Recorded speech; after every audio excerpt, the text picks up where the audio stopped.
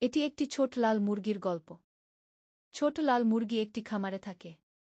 সে সারাদিন খুব পরিশ্রম করে। সে মাটি ঠুকঠুক করে, কেঁচো খোঁজে, একটি ঝোপে বসে।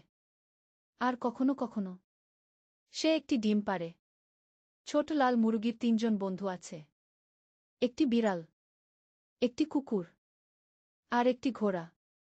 এই প্রাণীগুলো একেবারেই পরিশ্রম করে না।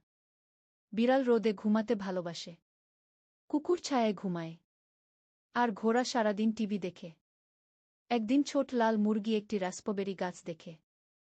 রাস্পবেরি, সে খুশিতে চিৎকার করে, ইস, মজাদার! আমরা রাস্পবেরি কেক বানাতে পারি। সে দৌড়ে গিয়ে তার বন্ধুদের খবর দেয়। বন্ধুরা, ওইখানে রাস্পবেরি আছে।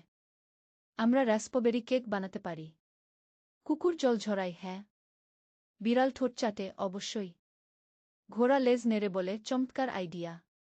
তাহলে কে কে আমার সঙ্গে রাস্পবেরি তুলতে চাব? জিজ্ঞেস করে ছোট লাল মুরগি। আমি না, বলে কুকুর, আমি তো খুব ব্যস্ত। আমি না, বলে বিড়াল, আমি খুব ক্লান্ত। আমি না, বলে ঘোড়া, আমি টিভি দেখছি গু।